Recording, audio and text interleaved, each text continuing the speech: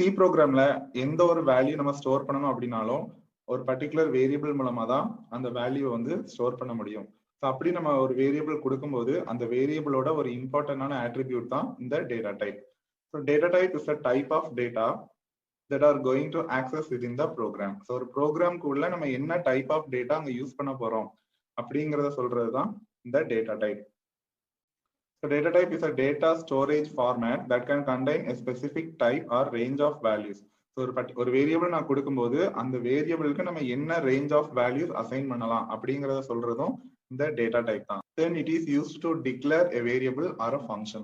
So அப்ப C ப்ரோக்ராம்ல நம்ம ஒரு வேரியபிள் டிக்ளேர் பண்றதா இருந்தாலும் சரி, ஒரு ஃபங்க்ஷன் டிக்ளேர் பண்றதா இருந்தாலும் சரி, அந்த இடத்துல டேட்டா டைப் வந்து யூஸ் ஆகும். Then it is used to identify the type of a variable when the variable is declared. ஒரு வேரியபிளை நான் டிக்ளேர் பண்ணும்போது அந்த வேரியபிள் என்ன டைப் அப்படிங்கிறத டிஃபைன் பண்றது இந்த டேட்டா டைப் தான். தென் the type of variable determines how much space it occupies in storage. So ஒரு வேரியபிளை நான் டிக்ளேர் பண்ணும்போது அந்த வேரியபிள் வந்து ஸ்டோரேஜ்ல எவ்வளோ அமௌண்ட் ஆஃப் ஸ்பேஸ் பிடிச்சிக்கும் அப்படிங்கிறத சொல்றது இந்த டேட்டா டைப்ஸ் தான். So data types in C language can be classified into the following categories. First one வந்து basic or primitive data types.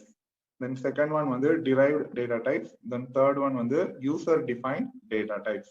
So primitive data types are further classified into character data type, integer data type, floating point data type, double data type, then void data type.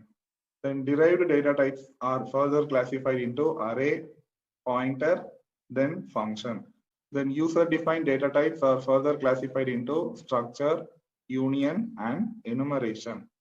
So these are the types of data in C language.